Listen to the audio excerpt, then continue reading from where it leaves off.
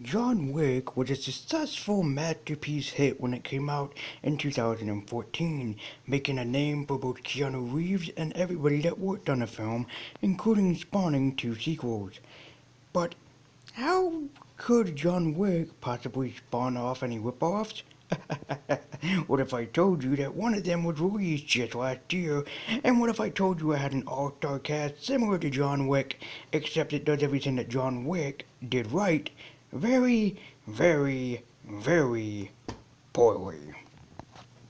I'm of course talking about The Protégé, released in 2021 and directed by Martin Campbell, starring Maggie Q, Michael Keaton, Samuel L. Jackson, with even a guest appearance from Robert Patrick. This movie was set out to be amazing, and I remember seeing the trailer thinking that it was going to be a big hit. I thought it was going to be, very much like a female John Wick. It is, except it did it wrong. And all I can say is, this did not live up to the expectations that I was hoping. The movie begins starring Samuel L. Jackson as a man named Mooney, an assassin that had just so happened to come across a young woman named Anna who would be played by Maggie Q. And Anna becomes an assassin, or aka his protege. Get the title drop?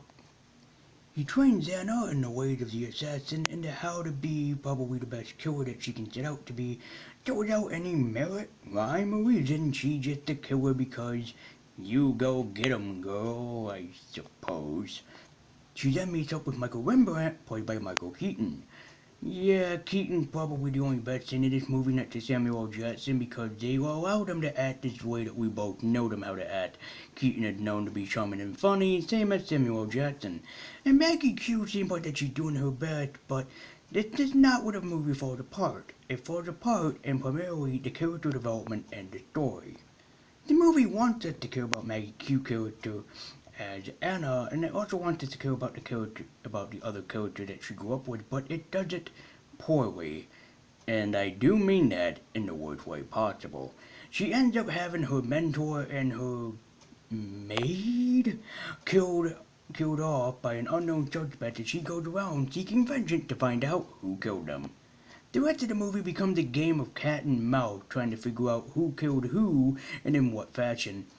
John Wick had a certain charm to it, and the reason why John Wick turned against everybody and wanted to kill everybody when he came out of retirement was very exceptional and unfortunate for the poor guy. This movie, however, had the proper association with just being like, oh, I don't know, the shit that you took this morning compared to the shit that you take at night. Very big difference between the two shits, and this shit feels like that unwanted shit that you never wanted to have. Like, having food poisoning diarrhea. This movie feels so unwanted but so padded out to reach the 90-minute period. It feels like it wanted to be exceptional. It feels like it wanted to be its own movie.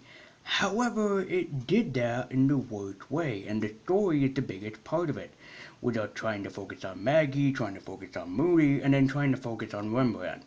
All different characters with all different motivations, just so we can print out a 90-minute movie. Well, as MST3K would say, padding, padding, padding, padding, padding, padding. After the poor girl gets tortured, she runs into Robert Patrick, who plays a character named Billy Boy. Billy ends up helping her out because he owed a trick to Moody, and once he found out that he was killed, he realizes, oh shit, maybe I should help the girl out. And that's what he tried to do, and, well, he kind of becomes a mentor character. But then the movie suddenly forgets about him, and he's never seen for the rest of the movie ever again. This movie jumps around the place like a freaking Easter rabbit. It goes from one place to the next, to another character, and it feels like the movie wanted to be something bigger, maybe something even more extraordinary. But with the poor pacing, bad writing, and just piss poor character development, it feels like fucking slop. It feels like, oh hey, you like John Wick? Try this movie. It's like you had that really good dinner at like Golden Corral, and then when you finally get to dessert, it had that one dessert that you don't like, but you want to eat it anyways because you're not full yet. You get the picture I'm trying to say? This movie feels like second servings of something that you already had that was much better. I'll admit though, the actors feel like that they're trying. They feel like that they're giving it their best performance. And they feel like they're giving it all. And they're really trying to give you the best performance of their life, but it just doesn't matter. This movie is just piss poor. It's just so fucking bad. This movie promised adrenaline rush. I'm sorry. I got so bored of watching this, I stared outside my window for probably like a couple of minutes, just watching the rain fall. Because it was better than watching this movie. What's even worse, the movie has a very John Wick ending. I'm not even kidding. It felt like, the studio behind it and everybody behind it was like, wait, John Wick had a twist ending? What if this had one too? And then everybody laughed because the poor guy was a fucking moron.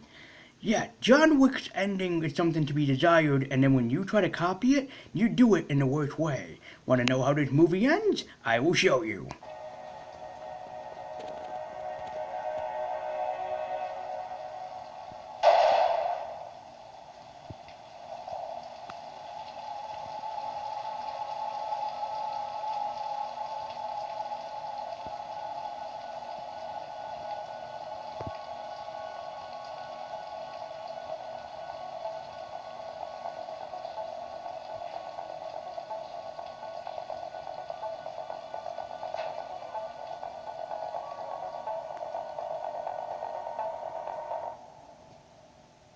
And just like that, it fucking ends.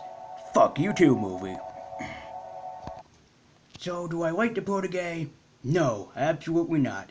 It's piss poor with very bad writing, very bad character development, but a talented director who went on to directing this slop. It's badly poor, it's badly seconds, and it's trying to be John Wick. You want to watch a better movie than this that had the same type of vibes? I have a simple suggestion for you. You want a better action movie? Just watch John Wick, okay? And stay away from the Protégé. Well, that's it for my review, and I just want to say thank you everybody so much for watching. And now if you excuse me, I'm gonna forget that the Protégé ever existed until my worst films of the year list. And as always, I'll see you next time.